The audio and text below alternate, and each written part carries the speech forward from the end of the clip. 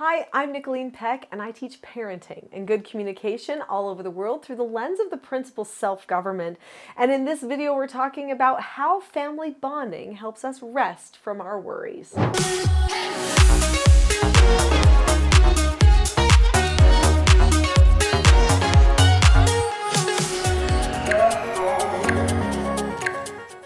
In this video, we're going to be talking about some of the worries that really have a negative impact on home. And then we're going to be mentioning some success strategies that you can use to help your home life and your family feel more restful. There are so many things that we worry about, and the family is uniquely positioned to offer a sense of stress from those worries and those stresses of life. So let's talk about the parents. What types of things do they worry about? Well, they worry about their children. They stress over the behaviors of their children, which can be annoying sometimes, cumbersome. They can take a lot of time to handle. That's not necessarily a bad thing. So remember to live up to it in the future, okay? Our mindset makes a big difference. We'll be talking some about that a little bit later on. But parents do get concerned about their children, and because they put their whole heart and soul into it, there's really nothing that can get them more frustrated or feeling tense than their children. But also there's just so many things that we have to do. Parents are constantly running from thing to thing. Oh wait, I got to pay the bills. Oh, I almost forgot about that, you know? I mean, we're forgetting some of the just little things in life because we're just running at such a pace. All the things for the family members as well as work and home and church and community life. There's just so many things that we do, and that can get us tired. It can wear us down. And when we get tired, we start feeling like our life isn't good. And then this gives us an additional worry, like I'm not getting the things that I need out of life. So we're going to talk about what to do about that as well. But first, let's talk about the children. So the children actually have a lot of worries in their life too. You may think that you're handling a ton of their worries, but in reality, children have a lot of stresses. They want to please people. They want to please their parents. They want to see signs that they are succeeding. They want things to go easily for them. I know it's not realistic. It doesn't always happen, especially when you're a child. And as parents, we tell them this all the time, but they really do hope that things will go easily for them. Some children more than others. Some children can stick to a task and fail and then finally succeed, but there are many who feel like if they don't succeed, they're never going to try something again. So they get hopeless. They start thinking all or nothing thoughts. They have stresses with their peers. You know, as an adult, you might say, I don't care if I don't have any friends. I've got my family that takes up all of my time. That's enough. But as a child, you're practicing your social skills, training with your friends. By the way, you should learn social at home. I have a whole video about that. So social skills, look that up here on the channel. You'll find many videos where I discuss that. You learn social from home, hopefully, and then practice it with your friends. If you're learning it with the friends, you could have a problem. But those friend relationships create a lot of stress and burden, especially, you know, when you're young, you see the child you see one of your friends playing with somebody else instead of playing with you. And how do you process that? Is that rejection? Everyone wants belonging, especially children want to have this sense of belonging and bonding with the family. In fact, pleasing their parents and their family members are actually their top priority. It may not look like it because they're constantly wanting to play games and play toys and play with friends or be with other people, but actually they want to know that they've pleased their family, that their parents accept them, love them, and they have a place of belonging no matter what happens. That's actually the need that they have. So they worry about all of these things, even if in their mind they don't articulate it quite like that. They just have these feelings of being unsettled or not sure how other people are thinking about them. So what are some of the success strategies that we can use to help strengthen those bonds in the family? Well, before we talk about that, just click that subscribe button. You won't regret it because you'll see a lot more great videos just like this. Click subscribe now. So bonding is vital for the child's success. So what can we do to increase our bonding in successful ways? So number one thing, I already mentioned this earlier, but let's go into a little bit more detail here, and that is our mindset. How we see home life, how we see family does make a difference on our overall attitude about it. And our attitude as parents spills over into the child attitude. The child will start to perceive with the same either positive or negative tone the things that are happening in family. So there was a boy the other day, it was Mother's Day, and he was speaking in church, and he talked about his mother, who happens to be a dear friend of mine. Shout out to Kaylin Pearson. Anyway, her son was talking about her, and Garrett, such a sweet boy, always a kind boy, never mean to anybody. And he said, my mom has taught me to always think the best of everyone. She always loves everybody, and she praises everybody, and she's so kind to everybody. And my heart just warmed because I was like, Garrett, you are 100% true. Your mom is kind to everyone.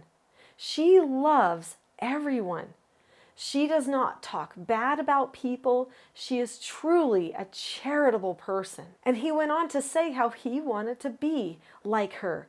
Her mindset related to other people was a message to her son, which, by the way, he's 17 years old. And he wants to be like his mom in that way. That is the impact that her example and her mindset has had on him. So the way that she sees him always being uplifting, caring, motivating, has helped him know that that's the kind of man he wants to be to all the other people that are around him. And one day when he's a father, I'm sure he will be motivating and caring and uplifting just like his mother and father are. His father is also a very gentle, caring man. So mindset is one of our biggest success strategies. So if you know you're negative, confront it. Tell yourself, okay, I'm negative. I keep thinking about the bad in people. I keep backbiting other people, right? I'm talking bad about others. So what do I need to do? I need to catch myself doing that, stop myself, and then tell myself to think the best, to give people the benefit of the doubt, to find the good and build upon the good, to strengthen the relationship through the good. So that's how the relationships are strengthened the most, is through the good. So if you can find the good in another person and they can sense that you really actually appreciate the goodness that's in them, then there'll come a point where they can accept the corrections that happen from you too. I did treatment foster care for a lot of years for troubled teens, and I brought youth ages 12 to 18 into my home. They learned very quickly that it was safe to take correction from me. In fact, they even welcomed the correction after a point, not immediately, okay? But they welcomed it after a while because they knew that they were improving because of it. They were grateful that someone would correct them in a loving and caring way. That's what I did for them. I taught them how I would correct them. And then I bonded with them through the corrections. I would always look at them. I would be kind and caring and not stern and overbearing, but I would firmly and consistently correct them no matter what. I gave them the opportunity to accept consequences, to practice things the right way. It oftentimes took a lot of their time, but because it was done with bonding, they felt it was a safe place to make mistakes. They felt it was safe to be corrected by me, and even as adults asked me periodically to correct them and to help them find problems that they could fix about themselves. They learned humility because I was humble and kind when I was correcting them. They learned to accept the corrections humbly. If you're proud and annoyed and frustrated when you correct your children, then your children will get proud and they won't want to accept the corrections from you. Learning to accept corrections and consequences as well as no answers are skills that children can also be taught. So speaking of skills, these children's books each teach one of the 4 basic skills to children. And the skills contained in these books actually help with bonding, which is beautiful. So this book, the red one, teaches following instructions. The green one teaches accepting no answers and criticism. The blue one teaches accepting consequences. And the purple one teaches disagreeing appropriately. When a person learns the skill sets for all 4 of these 4 basic skills, it takes care of 99% of their behavioral problems. But it doesn't just do that. It helps the children learn how to communicate with their parents. When you know how how you're going to communicate with your parents when they're going to correct you and you know exactly how to do your side of the correction, how to accept a consequence, or how to disagree appropriately if you want to talk to them about something you think they might not understand. That actually gives you peace because you'll know you'll be understood. One of the key things that brings rest to a person from all of their worries is knowing that somebody understands them, that somebody gets it. They know where they're coming from. They've heard them out.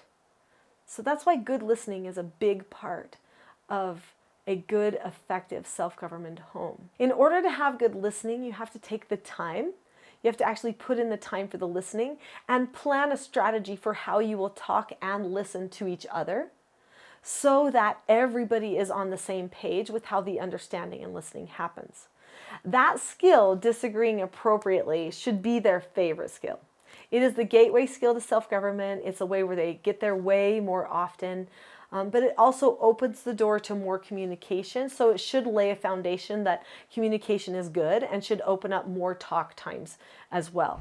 So teaching your children how to communicate with you is one of the Perot family strategies for building better family bonding. I would like to teach you more about these skills and others, and so I recommend going to my next video, which is actually a full class, and it is here on this channel. It is called The Not So Known Secret for Parenting Success. Click on the link to that video now and you'll learn more about skills that will improve the bonding and the overall feeling of rest at your house.